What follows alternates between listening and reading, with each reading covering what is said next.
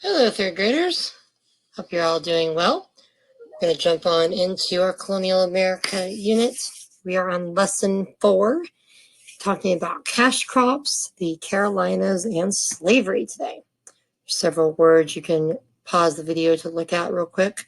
Cash crop, flourished, indentured servants, indigo, pivotal, regard, slavery, and transformed. All those will pop up in today's read aloud. So what have we learned so far? There are 2 settlements you've heard about. What are they? Lost colony of Roanoke Island and Jamestown. Who was the English colonist largely responsible for the survival of the colonists when they first arrived in Jamestown? That's right, John Smith. And the Native American group, the Powhatan, okay, we know they are the group that the settlers had to interact with. According to one version, which Powhatan pleaded with her father, Chief Powhatan, to spare John Smith's life. That would be Pocahontas. Very good. What types of challenges did the colonists face? There was a lot of them. Illness, climate, brackish water, lack of water, lack of food, supplies, fire, definitely fires, lack of organization, major tension because they didn't have a good relationship with the Native Americans that they were settling around. In the winter of 1609 to 1610, the colonists ran out of food and many died. That is called what time? The starving time, or as my daughter likes to say, the first 4 hours before lunch. Anyway, just when Jamestown colonists thought all was lost, another man from England came to rescue them with 3 ships full of supplies. He sounds all impressive too, with Lord for his name, right? Lord de la Warr is probably how he said it. Which crop did the colonists at Jamestown start growing? Tobacco, and we're going to talk a little bit more about that today. Who helped guide and lead the growing of the crop? The Powhatan and John Rolfe, who ended up marrying our Pocahontas. As you heard, John Rolfe, this is not me in that picture. There we go. Put that in there. It's like, hold on. Can't move it. There we go. As you heard, John Rolfe is well known for marrying Chief Powhatan's daughter, Pocahontas, also known as Matahaka, and for making Jamestown and therefore Virginia an important economic center. John Rolfe did this by growing and exporting tobacco, then shipping it out to the area to places that wanted to buy it. You might be thinking, yuck, tobacco means smoking, and that's a very unhealthy habit. Even land-greedy King James thought so. This is like 400 years ago, okay? King James is like, smoking is a custom loathsome to the eye, hateful to the nose, harmful to the brain, and dangerous to the lungs. It's interesting that 400 years ago, before all the modern medicine, King James was aware of all those things. However, because many people still wanted tobacco and were willing to pay for it, tobacco became a huge part of the southern colonies' economy. The Spanish were the first to bring tobacco to Europe from the Americas. They had discovered that the Native Americans in various parts of Central and South America used tobacco in a variety of ways. It was chewed, smoked, used as medicine, and was an important part of many religious ceremonies. In fact, when Christopher Columbus first set foot on the New World, and yes, I'm aware he was just in Jamaica, he was greeted by local natives carrying gifts of fruit, spears, dried leaves, and had a strong fragrance. Those leaves were tobacco. He mostly landed in the Caribbean area, not really on the continent of North America, but we still say the New World. Anyway, we're not talking about Columbus. When the English arrived in North America, they too found that many Native Americans grew and used tobacco. The English settlers' get-rich plan had not succeeded when they failed to find gold. Some settlers had also experimented with growing crops such as rice and grapes, but they too were unsuccessful. However, John Rolfe, with the guidance of the Powhatan, made a pivotal contribution to the doomed Jamestown economy. Tobacco, again, was also used in peace pipes, which is discussed in your Native American unit. If something is pivotal, it means that it's the turning point. You pivot something to turn it. The word pivot means to turn. such as a soccer player pivoting the ball during the last-minute direction change and wins the game. Right? There's a lot of soccer players in the third grade, so you all know. Wealthy Europeans were beginning to develop a taste for tobacco. However, much of the tobacco being shipped to Europe had a bitter taste. John Rolfe introduced a new tobacco plant to the fields around Jamestown. He brought a less bitter-tasting plant from the West Indies. Well, actually, he brought in the seeds to see if they would grow. It was an experiment, but it worked. The new tobacco plants grew and flourished in the red Virginia soil. And so, the milder-tasting Virginia tobacco became much sought after. Its increased use among the growing number of English smokers transformed the colony's economy. Jamestown became a place of wealth and enterprise. Shiploads of Englishmen and women eagerly set off to make their fortune there. So, from this context, is flourished probably a positive or a negative? Positive. The gold that the early settlers had sought turned out to be a form of odorous plant. Many people became wealthy as a result of growing this cash crop. No doubt, if you had been there in Jamestown, you might have heard the sound of gold coins jiggling in the colonist's pocket. Tobacco was so popular that by 1619, okay, that's 400 years ago, it had become Virginia's main crop. Within 50 years, the colony exported 15 million pounds of it to Europe. Eventually, tobacco was as much a widespread cash crop that the governor had to remind the settlers to grow food crops as well, because you just can't eat tobacco. With the success of the tobacco industry, the future of Jamestown was finally secured. So here's a question: why do you think they call it a cash crop? Cash crop is a large amount of produce grown to make money, rather than being used to be eaten. So 15 million is about the same weight as 625 full-grown elephants. Whew, elephants are big. So anyhow, yes, they need to be reminded to, grow other things other than just tobacco. However, there was one major drawback to growing tobacco. Back then, a lot of people who were needed and willing to work very hard to tend the large plantations. People like that were not easy to find. In the beginning, the new tobacco farmers had mostly indentured servants working for them.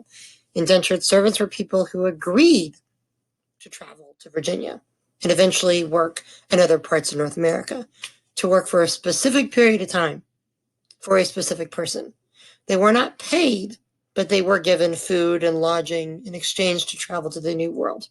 So an indentured servant is someone who chooses to be a servant. That's important. We'll talk about why here in a minute.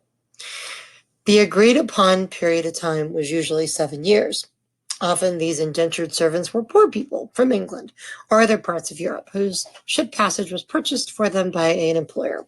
Then as soon as they arrived at their new homes, the indentured servants were put to work.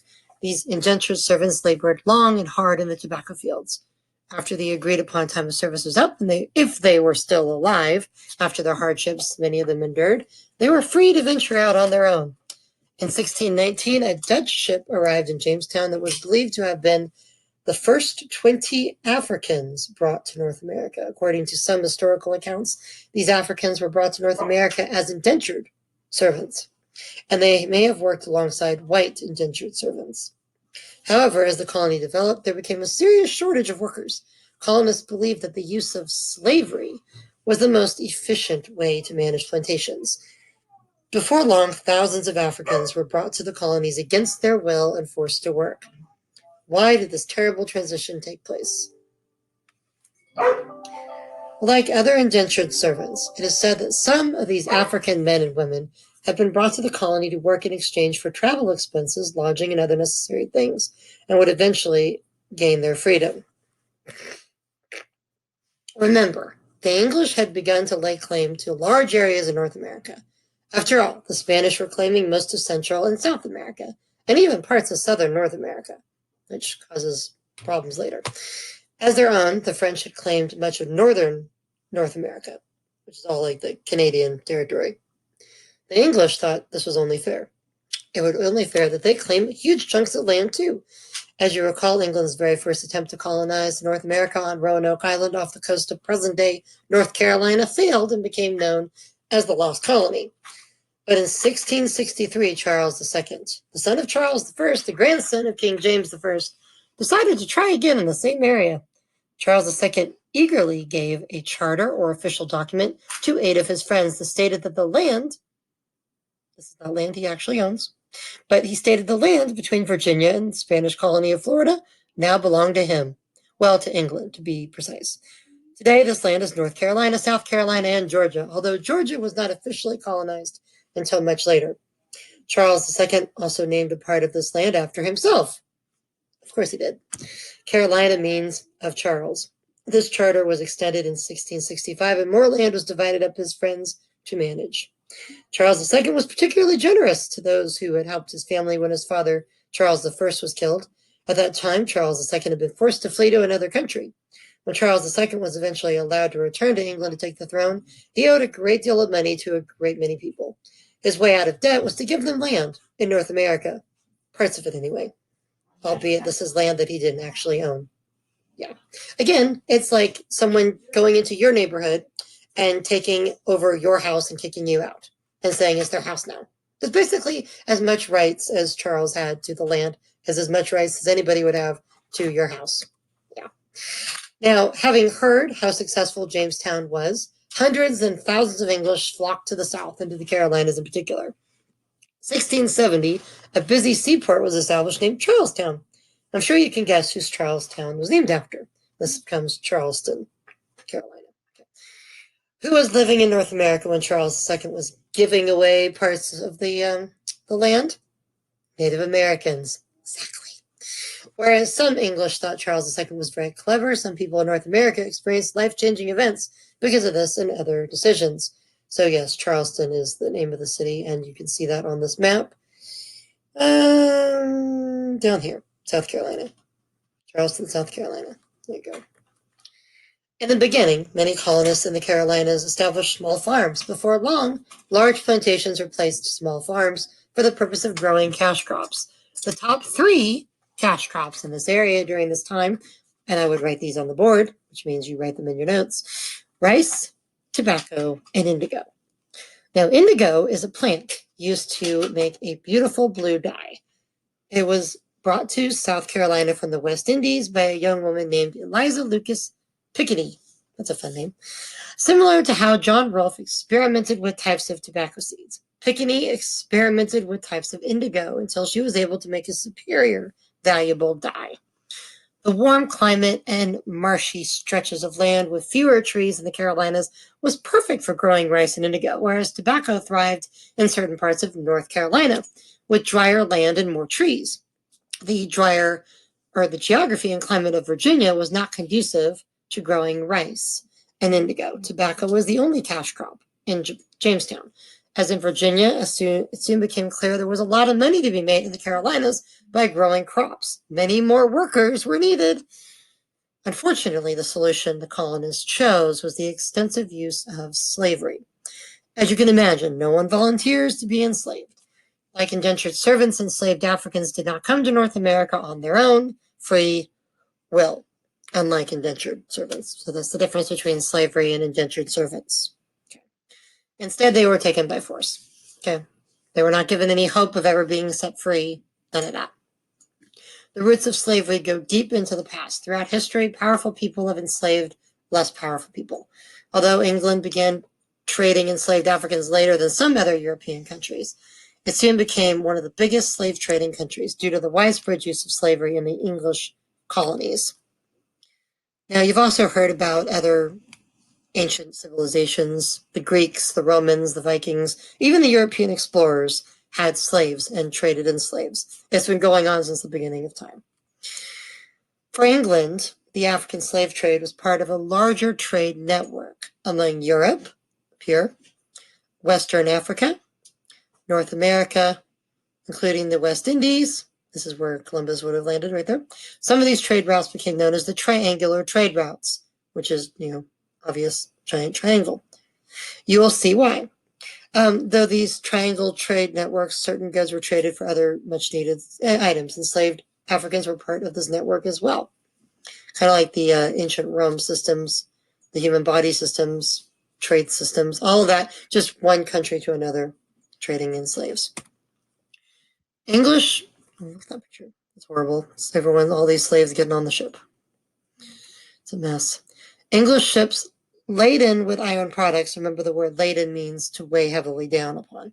So heavily weighed down with iron products, especially guns, arrived in the West African ports to trade their goods for slaves and gold.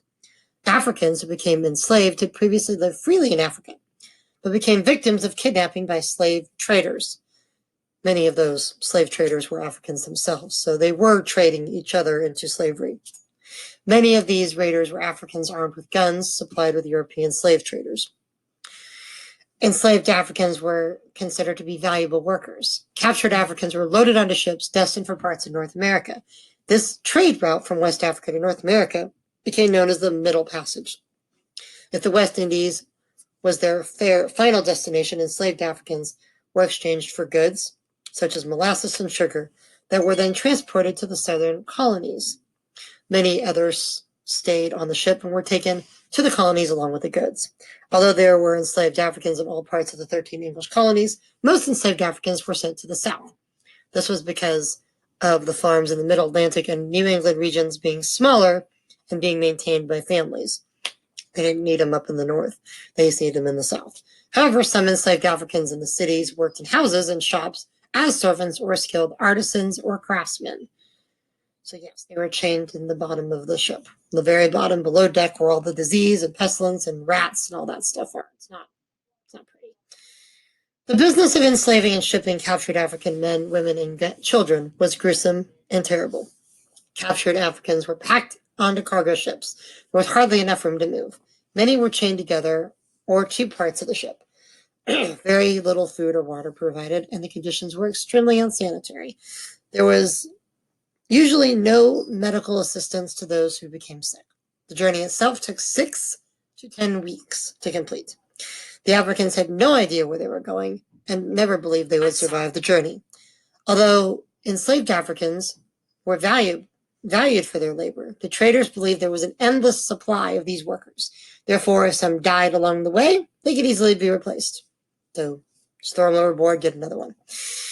Many captured Africans died before they even reached America.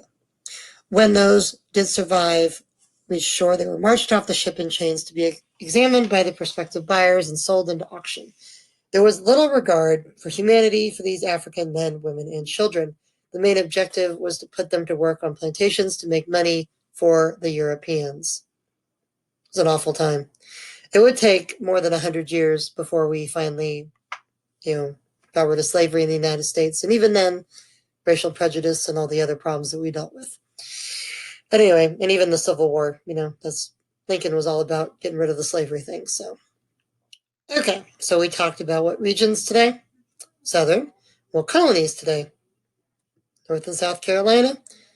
And which king was the grandson of King James who gave away all this land that he didn't even really own? Exactly, Charles II. Did this land belong to him? Why is the city of South Carolina named after Charles I? Because that's what we in England do. We name things after ourselves. Anyway. But do you think it was fair? Probably not. The Europeans were claiming land for themselves on which people were already living. So no, it was not fair. But you can think about that. The cash crop, again, is a large crop used to make money. And which crops were successful in the Carolinas? Rice, indigo, and tobacco. And which of these three was only grown in Virginia? That would be tobacco. Compare and contrast the geography, climate, and crops. So basically that just means that all of them were in the southern region. So they were all generally warm and good for crops such as tobacco. But it was warmer and swampier in Carolina. So that was actually better for rice and indigo, which grows better in swampy areas.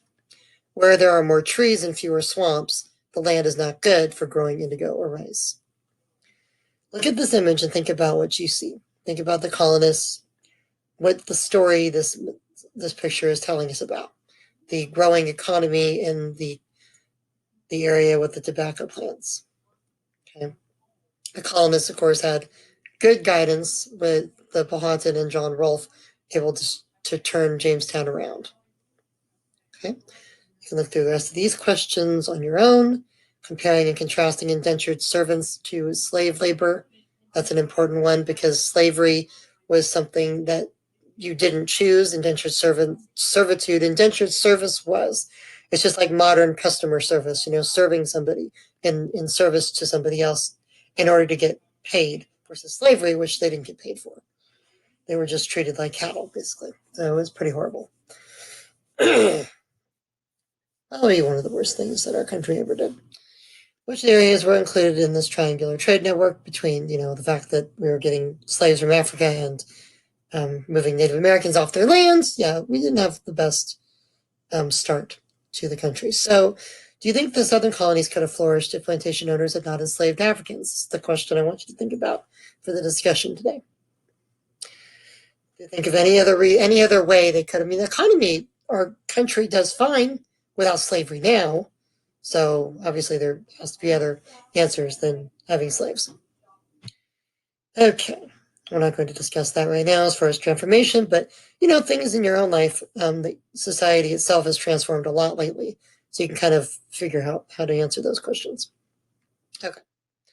If we were making the timeline in class, this just tells us where we would put the Carolinas. You write 1663 under the North and South Carolina picture right there. Okay. So this is actually all of the colonies we're going to be talking about and when they were started in order. So you want to remember that. All right. Have a good day, third graders. Don't forget to be awesome.